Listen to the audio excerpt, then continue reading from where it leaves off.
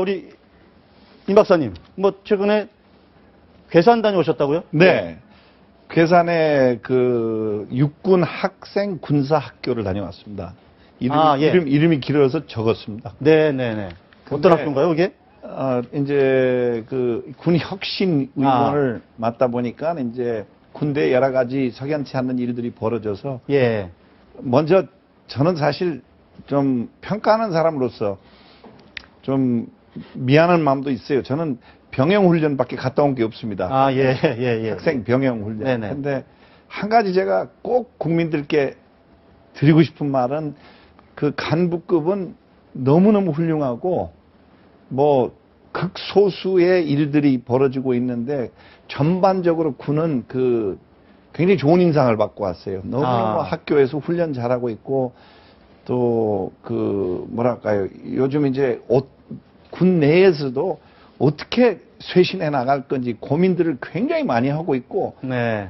요번 사건들이 굉장히 불미스럽고 뭐 이해가 잘 안 되지만 사실 군이 그동안에 난 요번에 처음 알았는데요. 스스로도 고민을 많이 해왔더라고요. 네. 단 이게 이제 워낙 큰 사건이 터져서 이 질타를 많이 받게 됐는데 군 안에, 그러니까 군의 허리라고 그럴까요? 중간 간부급은 굉장히 저는 희망을 갖고 왔고 오히려 우리 사회보다 요즘 뭐 여러 가지 지금 국회 얘기도 하고 뭐 검찰 법원 얘기도 했지만 거기보다 훨씬 막다. 그런 인상을 받고 왔어요. 그런데 사실은 이제 다녀오신 이제 지역이 괴산인데 괴산하고 증평 엄청 가까운 거거든요. 네. 아마 거기가 거기기도 아닐까 싶기도 한데요. 증평에서 좀 어젯밤에 그런 이른바 체포 훈련? 사실은 이런 훈련이라는 거 사실, 포로 훈련. 네. 포로 훈련, 이게 그러니까. 분명히 좀 사망하는 또 안타까운 일이 있지 않았습니까? 네. 그러니까 이 포로 체험 훈련이라고 얘기를 하는데, 원래 이제 이 훈련은 그 실제 전쟁을 하는 부대라면 반드시 해야 되는 훈련입니다. 그래서 이 훈련이 이제 예를 들어서 영국이나 미국에서 이제 실시가 되고 있는데, 이 훈련을 SEER 훈련이라고 합니다. SEER 트레이닝. 그러니까 SERE 훈련입니다. S는 S는 서바이벌 그러니까 생존. 그다음에 E는 이베이전 그러니까 도피. 그다음에 R은 레지스턴스 그러니까 저항. 그러니까 고문을 당했을 때 포로가 됐을 때 저항하는. 그걸 말하고 그다음에 E는 마지막에 E는 에스케이프 그러니까 탈출. 그래서 이제 이게 어떤 훈련이냐면 특수부대원들 적진 후방에서 활동하지 않습니까? 그 다음에 조종사들, 비행기를 타고 들어가서 적진 후방까지 날아 들어갑니다. 이런 인원들이 적지 후방에서 고립이 되었을 때 어떻게 생존을 하고 어떻게 도피를 하고 그러다가 만약에 포로로 잡혔을 때 어떻게 대응해야 되느냐. 이런 거를 1년에 훈련을 시키는 것을 이제 SEER 훈련이라고 하는데 이 훈련이 사실 우리나라에도 없었던 것은 아닙니다. 다 하고 있는 훈련인데 이 어떤 포로 체험, 그러니까 포로로 이제 됐을 때 고문이나 이런 거를 버티는 이런 훈련들이 80년대까지는 지속이 되다가 90년대 이후에 잠깐 없어졌습니다. 이제 그래서 이것이 지금 전쟁을 준비하는 나라로서는 이래서는 안 된다. 그래서 특전사에서 이번 이제 특전사령관이 지시를 해서 다시 이 훈련이 부활을 한 것입니다. 그리고 이제 이것도 전체적으로 이 특전사 전체에 시행한 것이 아니라 지금 이 증평에 있는 부대 시험적으로 해본 거죠. 13여단이라고 이 부대가 이제 지금 특전사에서 또 가장 좀 특수한 임무를 주면서 좀 육성을 시키고 있는 이 부대인데 이 부대에서 시험적으로 해보자라고 해서 훈련을 실시했다가 사고가 난 것이죠. 아니 그런데 이제 그게 이제 두건을 씌우고 이 줄로 조이고 무릎을 꿇리고 그리고 결박을 하고 그렇게 1시간 반을 그렇게 이제 훈련할 수도 있을 것 같아요. 훈련에 문제가 하나 있고 또 예를 들어서 고통스러우면 못 참을 것 같으면 어떻게 비상 대책을 마련해 놨어야 되는 거 아닌가요? 그러니까 이제 소리를 질러서 왜 두건을 씌웠냐를 봐야 되는데 보통 이제 이렇게 포로를 잡아가거나 할 때 보면 미군도 그렇고 어느 나라도 그렇고 포로를 잡아갈 때는 복면을 씌워서 못 보게 합니다. 못 보게 하는 이유는 왜 그러냐면 보이지 않을 때 공포감이 엄청나게 크기 때문입니다. 그래서 이런 걸 체험시켜주기 위해서 결박을 하고 이렇게 복면을 씌워놓는 건 좋았는데, 거기까지는 좋았는데, 이 복면의 재질이 뭐였냐면 폴리에스테르였다는 겁니다. 폴리에스테르. 그러니까 이게 손쉽게 얘기해서 신발 주머니를 씌웠다는 겁니다. 근데 원래 복면을 씌울 때는 어느 정도 숨이 통할 수 있는 천것 같은 걸로. 그렇습니다. 천으로 보지만 못하게 하는 것이 이제 방법인데, 목적인데, 그러니까 이런 부분에 디테일이 없이 교관들이 훈련을 시킨 것이죠.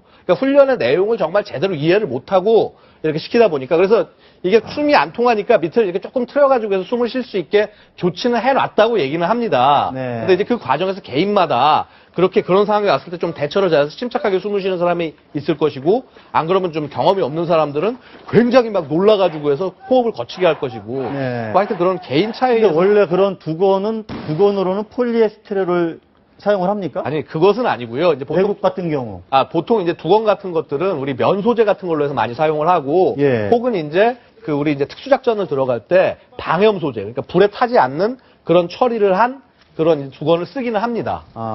근데 이제 의사로서요. 네.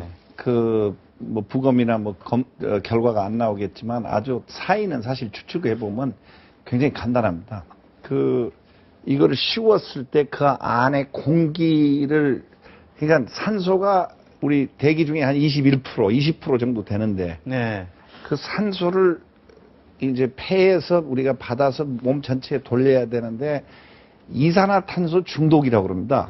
네. 짧게 헛떡거리면요 나가는 것이 다시 들어와요. 그러니까 자기가 내뱉은 이산화탄소가 다시 들어온단 말이죠. 예. 그러다가 이제 한참 그러다 보면 이제 혼수에 빠지고 그다음에 이제 죽습니다 사람이. 예. 그 사인이 아마 지금 그걸 질식사를 그런 의미. 예. 이산화탄소를 뱉었다가 다시. 예. 또 이제 당황하잖아요. 당황하면 숨이 짧아집니다. 그러니까요. 짧아지면 이산화탄소가 더 나오고요. 네. 그게 악순환이에요. 그러다가 이제 그 이산화탄소 내뱉은 걸 다시 호흡하고 내뱉고 그러니까 그 농도가 이산화탄소 농도가 쭉 올라가다가 무슨 그걸 이제 말로는 중독이라고 그러지만 이제 흘러나가지는 못하니까 그걸로 결국은 이제 산소 공급이 뇌에 안 돼 가지고 사망하는 겁니다.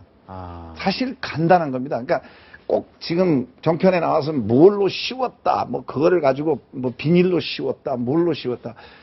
아주 촘촘한 면도요. 산소가 안 통해요. 예. 그러니까 그 허용한 공간이 너무 작았고. 예. 그 다음에 이제 한 가지 더 조심스럽지만 비판하는 것은 좀 대한민국 우리나라 문화가요. 예. 막말로 담배 피우다가 우리 친구들도 그냥 낙엽 쌓인데다가 버리면서 야, 불 큰일 나 그러면 괜찮을 거야. 그러니까 조금 우리가 문화가 뭐 이런 엄청난 배사고도 우리가 겪고 그랬지만 우리 문화가 좀 괜찮을 거야. 좀 그 위험한 훈련할 때는 예를 들어서 뭐 10분에 한 번씩 확인하고 너 괜찮냐. 그렇죠. 뭐 어떤 규칙이 따라야 되는데 그러니까 이게 너무 어처구니 없는 일이에요. 질식사로 죽은 겁니다. 그러니까요. 더군다나 교관들이 밖에 왔다 갔다 했다는 거 아닙니까? 그리고 이제 자기 의식이 없어지니까요. 표현을 못 해요. 이게 또 문제예요. 중독되면서. 그게 아마 자꾸 재질이 어떻고 그것보다는 묶었을 때 좀 훤하게 통하게 묶어 놓으면 아무리 그 젊은 사람들이 죽겠어요? 죽지 않습니다. 절대로. 근데 그 재질이 문제가 아니라 공간이 문제입니다. 공간. 그 숨을 내쉬고 들이쉬는 그 여유 공간이 협소해서 이분들이 사고편을 당한 겁니다. 근데 어쨌든 폴리에스테르 재질이었기 때문에 그게 훨씬 더 그렇죠. 밀폐된 그런 측면은 있었겠네요. 그렇죠. 그거는 그렇죠. 그렇겠죠. 그러니까 사실 그런 부분들이 디테일이라는 겁니다. 그래서 훈련을 보통 할 때 본인이 만약에 이 재질을 써서 훈련을 시키겠다고 하면은 교관들이 정말 자기가 그걸 직접 써보고 1시간 정도 버텨보고 난 다음에 야, 이거는 정말 안 되겠다. 이건 가능하겠다. 이런 것들이 판단이 될 수 있지 않습니까? 그러니까 이런 노하우들이 쌓여서 안전한 훈련이 이어질 수 있는 것인데 보면 그렇다고 하면은 예를 들어서 그럼 미국이나 영국에서는 훈련하서 사고 없었냐?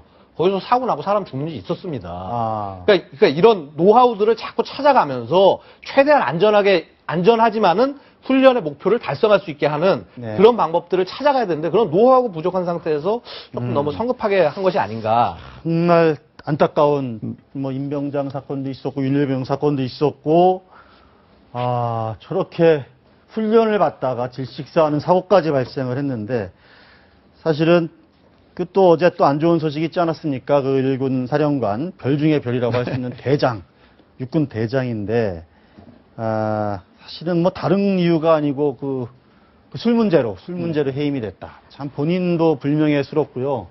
우리 국민이 보기에도 정말 안타깝게 그지없는데 여러 가지 주변에서 대화가 고향 가서 강연회하고 옛날 친구들 만나서 그러니까요. 한 잔을 너무 많이 하셨다. 네. 이제 그런 의미로서는 참 그 휴게실에 와가지고 이제 아마 어떻게 보면 보좌관들이 조금 오바를 한 것 같아요. 뭐 화장실에 아무도 못 들어오고 일반인 못 들어오게 막고 그 신고가 들어가고 참 저는 제 자신도 뭐 지금은 그렇게 술을 많이 먹지 않지만 뭐 젊을 때 술 한잔 하고 뭐 실수도 해본 사람으로서 저는 벌이 좀 과하다. 근데 또 대통령이 안 계셨고 네. 또 워낙 높은 자리니까 조금 더 조심했으면 좋았겠다. 그리고 이제 발표 시기가 좀 늦어진 거에 또 많은 의혹을 일으켰고 그것도 참 안타까운 일인데 그분 1사단 역사를 우리가 알아야 됩니다.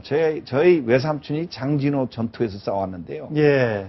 그 6.25 때부터 1사단이면 제가 알기로는 그 아주 유명한 장군이죠. 그 백선엽 장군. 예. 그 사단이에요. 그 대한민국을 정말 모범적으로 지켰던 사단이기 때문에 저는 참 슬퍼요. 그냥 그런 일이 벌어졌고 그분이 그 포스타까지 가는데 얼마나 어렵게 희생하고 헌신해가지고 이 한 가지 사건으로 그분의 일생이 흠이 생긴다는 건 참 인간적으로 맞습니다. 참 근데 이제 그 말씀을 다시 드리면 지금 우리 박사님께서 조금 헷갈리신 것 같은데 1사단이나 1군 야전군 사령관이었어요. 근데 그 1야전군이나 3야전 그러니까 1야전군이 그 동부전선, 그러니까 이제 강원도 이쪽을 맡고 있고 3야전군이 이제 우리 경기도 북부 쪽, 이제 그쪽을 맡고 있는 겁니다. 전적으로 제가 틀렸네요. 그런데 이게 지금 1군하고 3군 이 야전군 사령관들의 직책은 정말 중요합니다. 왜냐하면 전쟁이 났을 때 혹시 북한이 침공을 했을 때 현장에서 제일 먼저 맡고 지시를 해야 될 제일 높은 포스트한 겁니다. 그래서 이분들은 휴가도 함부로 못 갑니다. 그러니까 예를 들어서 1군 사령관이 휴가를 가는 기관이면 3군 사령관이 휴가를 못 가고 그럴 정도로 굉장히 중요한 위치인데 근데 하물며 이게 대통령이 안 계신 상황, 이 군사태세 준비 기간입니다. 혹시라도 북이 침공을 해왔을 때 대응을 하라는 굉장히 중요한 시기고 이걸 하지 말라고 그러니까 어디 함부로 하지 말라고 훈련까지 내려옵니다. 군인들 휴가도 함부로 못 갑니다. 이런 시기에 사령관께서 자기 어쨌거나 안보 강연이라 그래도 자기 목욕 찾아가는 건 개인적인 문제 아니겠습니까? 개인적인 일로 자리를 비우셨다는 거, 그 다음에 거기서 술까지 드셨다는 거, 이런 부분들이 사실은 좀 되게 어려운 일이고, 저도 사실 되게 좋아합니다. 사실 이분 굉장히 훌륭하신 분이세요. 아시는군요. 네, 되게 제가 너무 존경하는 분인데, 어떻게 이렇게 불미스러운 일에 적어서. 근데 이게, 이런 사건이 벌어진 건 6월 19일이고, 이제 전역 조치가 된 거는 이제 어제니까 한 3개월 가까이, 한 2개월, 한 10일 정도, 10일 정도 이게 좀 은폐돼 있었던 상황인데 그게 이제 바로 사흘 뒤에 22사단 사건이 났거든요. 맞습니다. 그러니까 이제 뭐 거기에 얹혀서 이렇게 좀 묻혀서 가려고 했는지 어땠는지 모르겠지만 그러니까 이제 그게 너무 안타깝다는 겁니다. 지금 예를 들어서 윤일병 사건 같은 경우에도 사건이 분명히 큰 사건이 일어났다는 거 초기 보고는 장관까지 됐는데 이게 정말 고문에 가까운 행위에 의해서 사망했다. 이거 장관 보고 못 받으셨다고 하고요.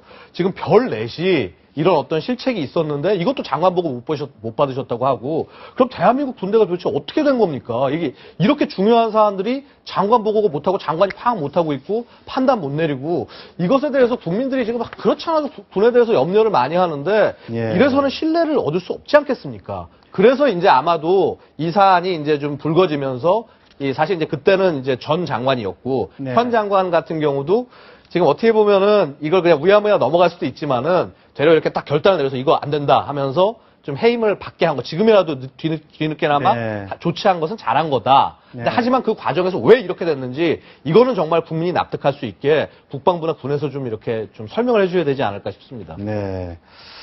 우리 임 박사님 좀 북한 관련해서도 여러 가지 관심이 높으신데 어쨌든 이렇게 저희가 군에 대한 관심을 갖고 있는 거는 어쨌든 남북 관계 때문에 그런 거 아니겠습니까? 그런데 뭐 남북 관계는 지금 사실은 풀릴 기미는 안 보이고 북한은 이제 바깥으로 어떻게 좀 미국, 유럽을 통해서 어떻게 한번 고립을 탈피해 보려고 하고 그런 상황인데 그 전부터 계속 금강산 관광, 뭐 이번에 아시안 게임 북한이 왔으면 좋겠다 응원단도 오고 아마 잘 안 되는 것 같아요. 예. 이제 짧게 예. 저는 이제 세련된 좀 우익입니다. 네. 그래서 그 인도적인 지원하고 네. 또 스포츠 뭐 문화 교류하고 네. 정치적인 거하고는 좀 분리해야 된다고 생각해요. 네. 좀 우리가 더 잘 살고 네. 그래서 이 금강산부터 꼬이고 있고 오이사 조치가 그 아직 안 풀려 있고 그러니까 우리가 조금 큰 형님처럼 네. 또 민을 풀어서 민간이 뭐 무슨 NGO가 됐든지 또 이런 아시안 게임이 있는데 결국 아마 비용 때문에 지금 오기 어려운 게 아닌가 그런 추측입니다. 그래서 돈을 조금 풀어서 그 아시안 게임이 오면 그것도 볼거리예요. 북한 그 응원단들 얼마나 이쁘고 또 멋있게 해요 그 응원을 사실. 그래서 조금 더 우리가 여유를 가졌으면 하는 마음입니다.